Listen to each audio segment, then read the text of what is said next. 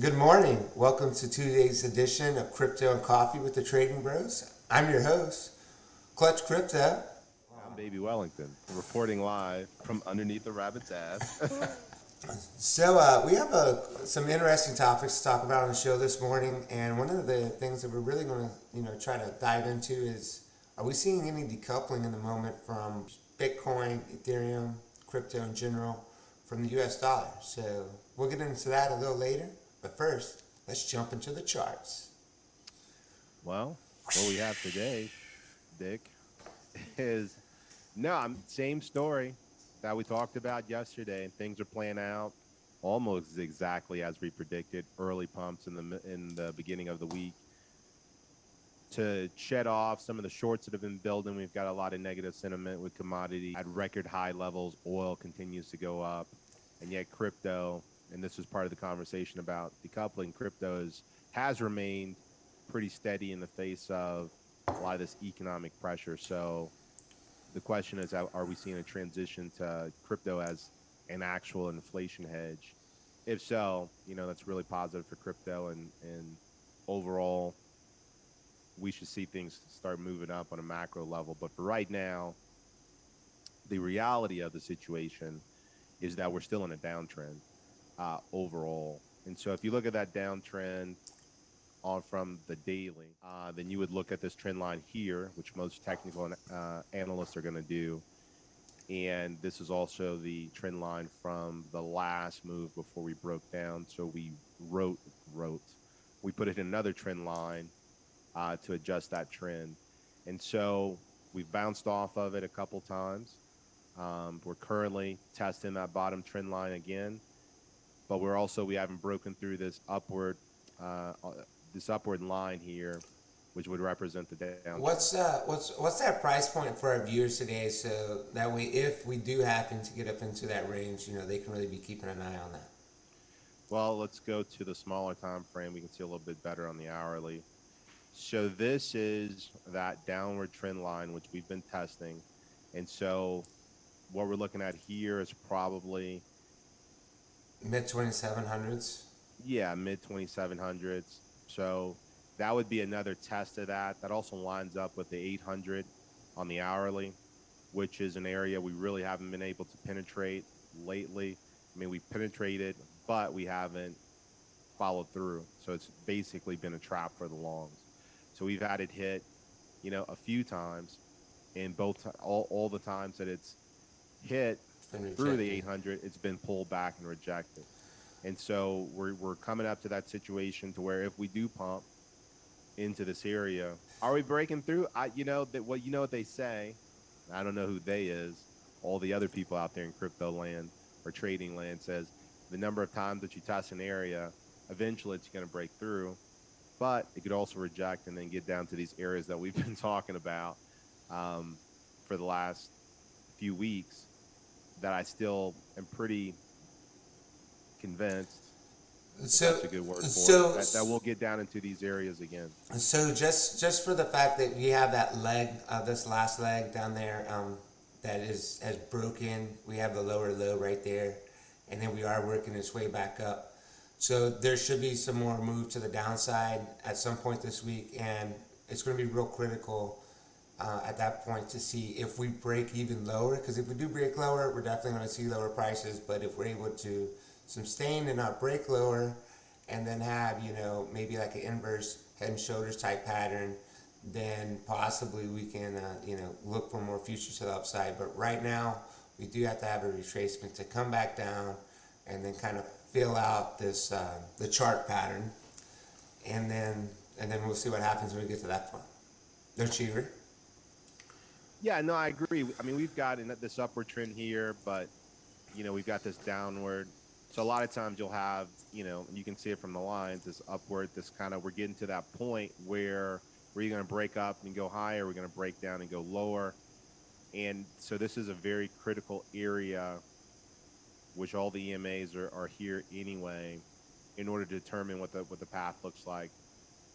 But we haven't done anything to break to the upside at this point in time. So do you think we'll see us come into that 2700 range this week before we make any kind of other moves?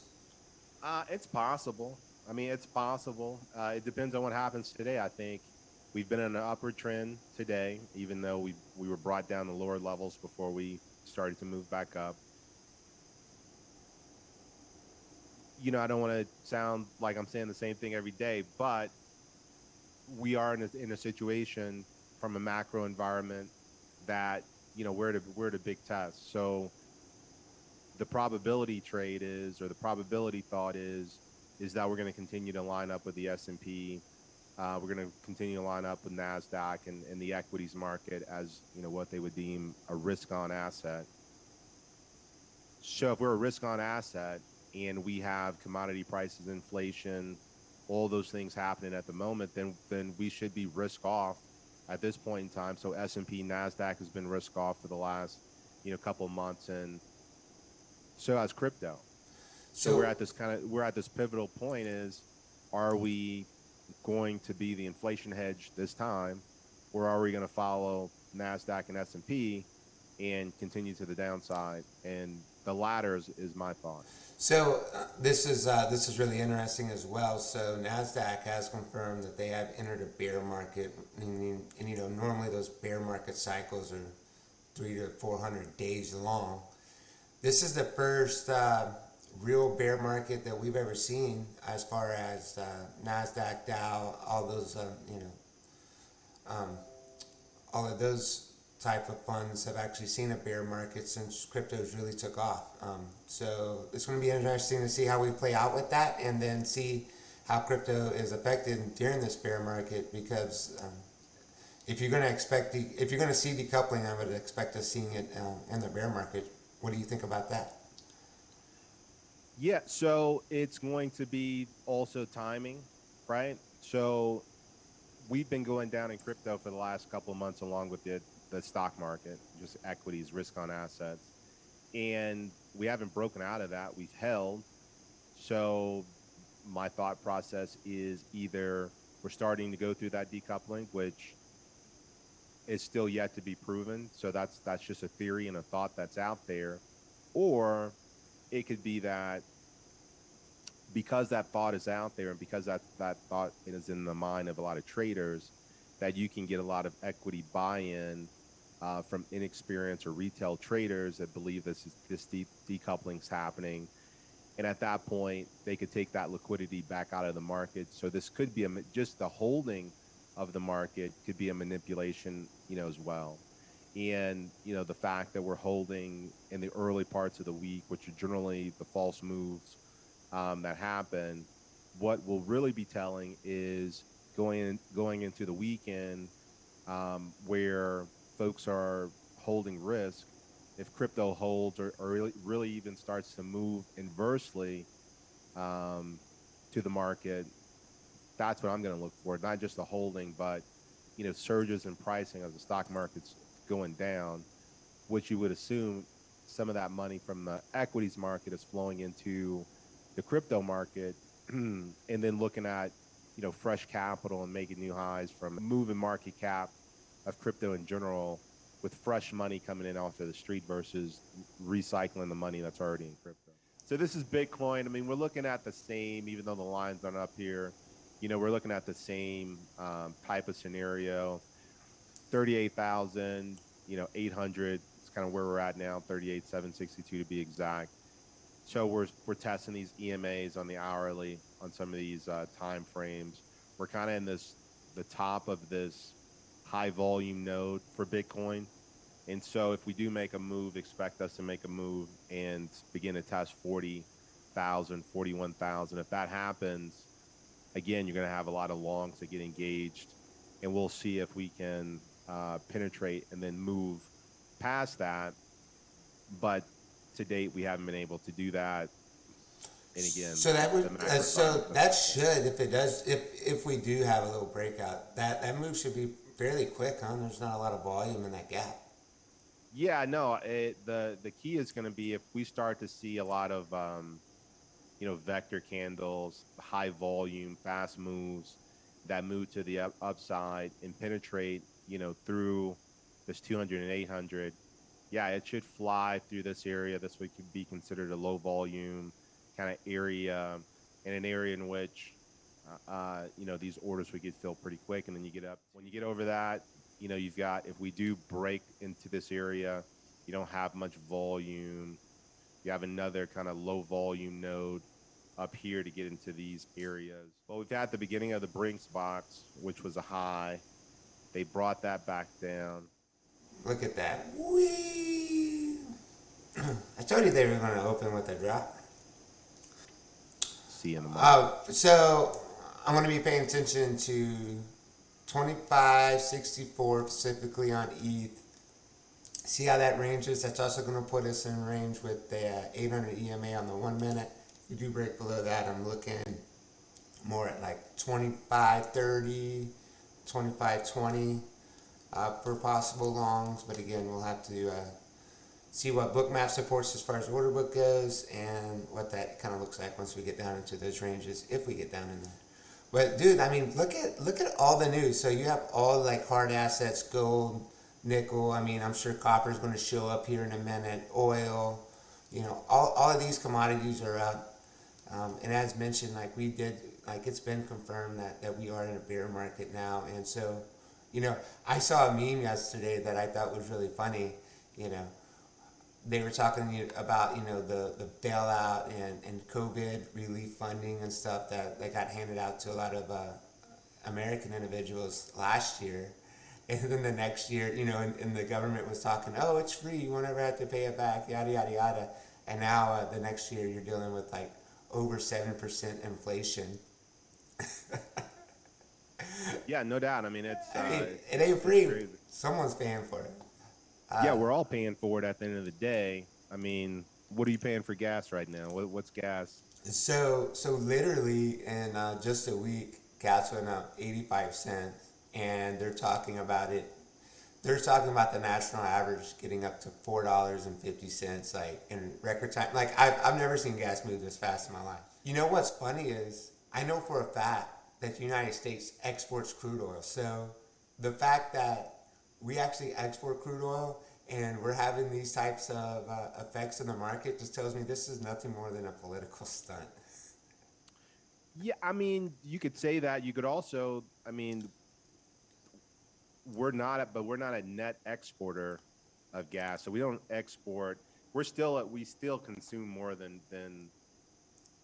Right, we but still but consume more. but what happens when we start seeing these oil prices? I mean, you're talking $123 for a barrel of oil. We've had back in 2008 we had a record high of $150 a barrel of oil. What happens when we start reaching these when we start reaching these prices? Or all these drilling companies and all these the upstream type companies in the oil business, they get back to work. They start drilling, and then once we start drilling and then getting even more wells, I mean, sooner or later, you have an overabundance and you have more supply than you have demand. But again, that could be a year away. I mean, I Yeah, don't. no, and that I think that's the point is that there is going to take it is going to take some time. So what's going to happen during those times? I mean, you talk about reading some articles. I'm also reading articles about how all these commodity prices that are out there, right?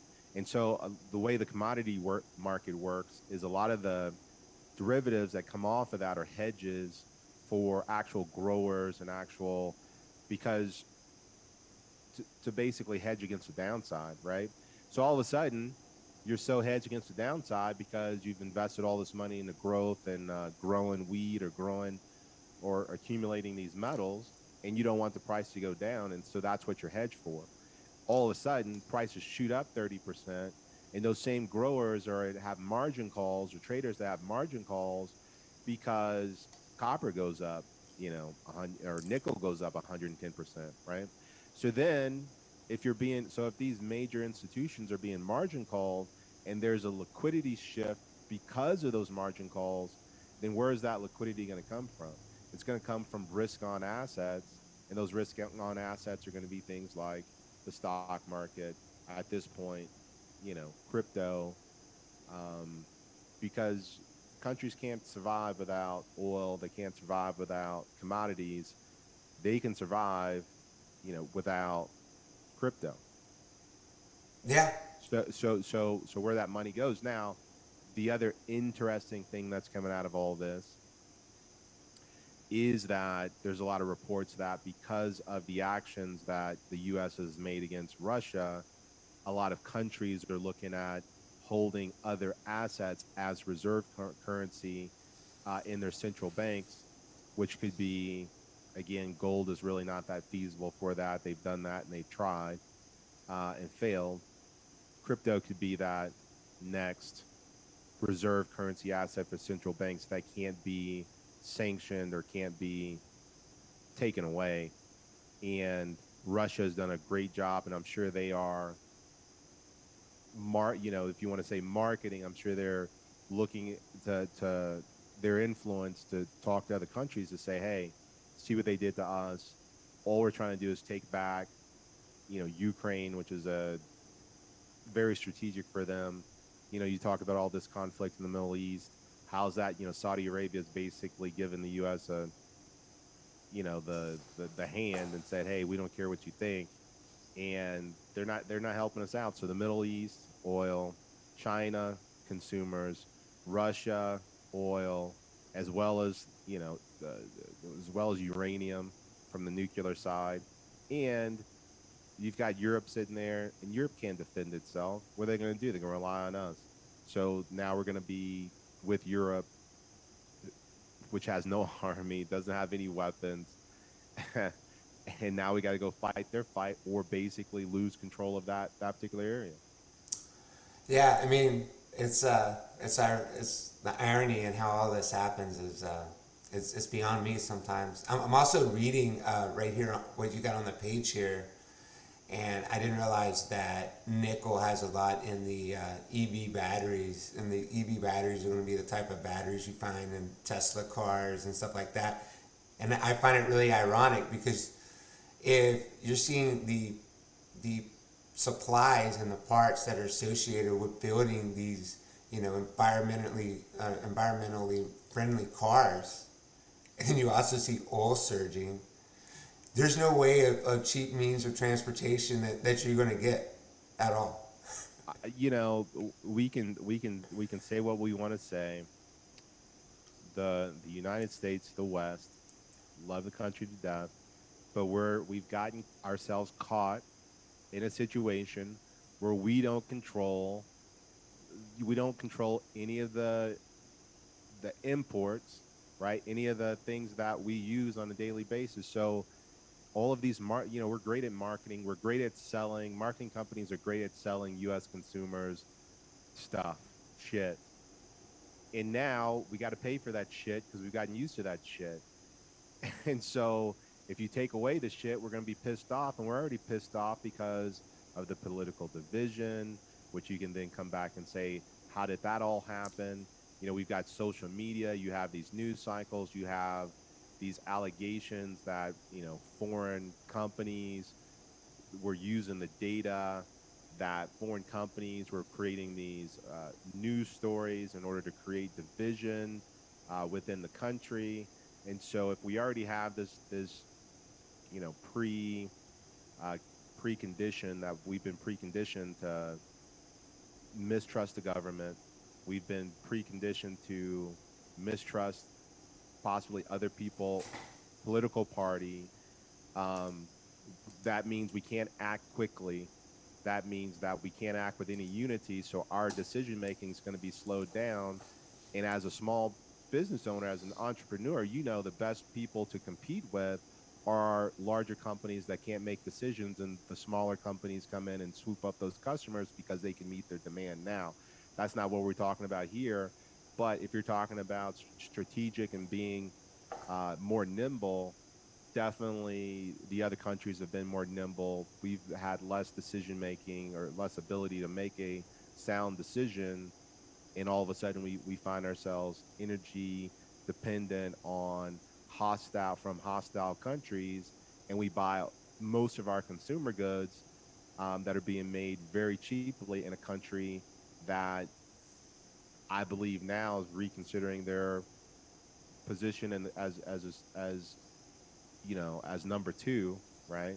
They would like to move up as a superpower, and it's going to leverage all the things, all the consumer products that they make, along with the energy side, in order to do it. So here we are looking at the funding rates for ETH. So we're pretty much positive across the board. So we've got a lot of well, we're neutral. We've got some neutrality, but the neutrality is leaning towards more of a positive market. So people are buying longs are paying shorts. As we scroll over, it's basically the majority. So with that being said, we're probably going to go down. No, yeah, I definitely anticipate that we're going to have some downsides today. Yeah, the only thing that FTX, I always mention FTX. They're normally counter to the trend. So the fact that they are aggressive to the upside, with some of the current predictor rate, I would say aggressive to the upside, but at least from a perp standpoint, that possibly we can go up. FTX controls a lot of spot, man. FTX Yeah, controls a yeah, lot of no spot. doubt, no doubt.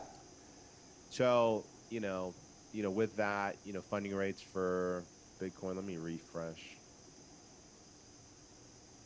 Pretty similar, pretty damn similar. So, that may indicate, we have a little bit of a pop before we move back down to trap, some of the folks that are positive about the market, at this point. But we're still in the first, 30 minutes of the futures market. So Dude, this is just nothing but an up and down roller coaster right now. yeah, it's very choppy. It is very Yeah. choppy. So as you can see, this is ETH on Binance for high block capital. This shows all of the liquidity areas for shorts and longs. We were down here in this range yesterday morning during the show. As you can see, we've slowly started working our way up. Slowly started taking out a few of these shorts, and we're building up this liquidity to the bottom. How high are we going to go up in this? I'm just kind of based off of this. I'm thinking we're going to at least get into the mid 2800s because there's some big liquidation areas in there. So if we start getting into the 27s, mid 27s, what we talked about earlier here on the show. And then I would pay attention to see if we go up a little bit more because this is a possibility. So it's just going to really depend on, what happens when we get to the certain price points that we discussed this morning. As you can see, this right here. This is Bitcoin, Binance, High Block Capital. And as you can see, same thing. We were down here in this area yesterday morning. We're slowly working our way up. Slow trend's the true trend. So anything that's a really sharp move, I would expect that to be somewhat of a false move per se. Again, they have a whole bunch of liquidity areas, all the way up here to about 44K, low 44K. So pay attention once we get back up into that range. I think that range is expected this week, just because of how we're seeing price movement. So if I say if we break 40. Be really paying attention between 40 and 44 because I don't know if we'll break past that 44 range. So just pay real close attention to when you're in there again, and then we'll see a little later towards the week. I'm anticipating. We didn't go over news yet, or we didn't really dive into news as far as press releases go. But I'm going to just kind of go on a whim here and say I'm guessing major news releases are going to probably be on Thursday.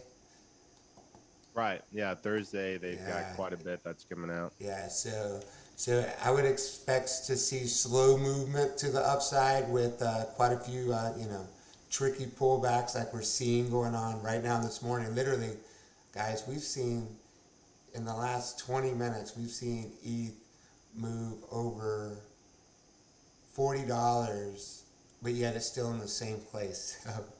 Up, down, back to the middle. Choppy. Yeah, I know. Behavior. This is crazy. We're gonna go over here to this is Bookmap. As you can see here on the CVD line, which is this green line here, we continue to start seeing a decrease, and then when you see this white line above here, and we're decreasing in the CVD volume because we peaked out I think around 7,000. We're down to 3,000 on CVD now. We're going to continue to see downside action until this guy really turns around. I'm I'm not sure if this area right here was the area we need to be looking at yet for a bottom before we start moving to the subside. But what we're going to want to see here is CVD continuing to increase. This actually ends up inversely flipping, kind of like it did here in this area, to see, for me to get some more confidence that we're going to the upside, as long as seeing orders start popping up here a little bit higher as well. So right now, you can see the bid ash profile. I mean, these guys are running pretty neck and neck right now. They're definitely fighting. But as far as, big major orders, upward, downward, we have a lot of orders down there at 2,400. We almost got down to 2,400 yesterday. I think we got down into like 2,450, 2,440 yesterday, but we didn't break down past that. So that's going to be kind of a support area per se if we see that us approach that area. And then, as you can see, we don't have any orders here at 3,000 yet, but I do expect if we do see some upward action, that some orders start kind of piling up in this area. As you can see, mid 2800s right here is not a super high volume area, but it is kind of relief. So we'll probably consolidate in that range if we get up to that point. Anyway, all right. This is a Bitcoin chart on Bookmap. As you can see, we're starting to see, heavy order volume down here at 37,000, 36,000, 35,000. Pay attention to those key areas. We don't really have anything major above us yet. There's a little bit of stuff up here at 40,500. So I'd be paying real close attention if we do get into that range to kind of see what happens. Those are also critical areas that we were talking about earlier, high block capital and the high trading view. So just kind of pay attention to what happens there.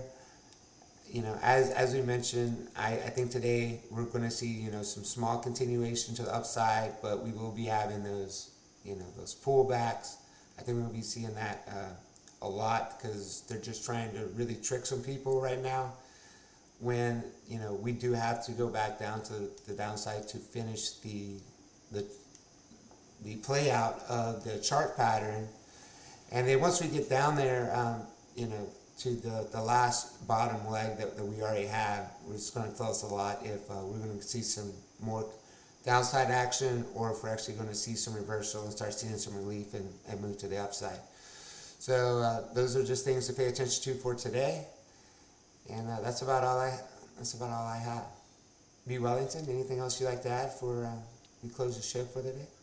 No, I'd just be interested to see from a macro environment how how the stock market reacts, bond yields react, commodities, where they're at, oil, and then how crypto reacts to all that, over a period of time. Um, that's going to be pretty interesting to me. And so, even though we're looking at some of these short-term movements from a weekly standpoint or day to day, I'd be interested to kind of just to see how far we are away from this decoupling, how close we are to it. So we're in some interesting time. I mean, I think this is why crypto is a great asset because it is a newer asset and there's going to be volatility both ways. So it's just going to be about really what position are you going to be in? How are you going to protect yourself? And how are you going to profit off of, some of these movements, as they happen? That's all I have. And for all the traders out there, especially in times like these, get a plan, stick to your plan, and really learn to minimize your losses. And you got to find that system that works for you. So that's all we have for today. We'll be back here tomorrow, same time, same place. And you guys have a great day. AMF.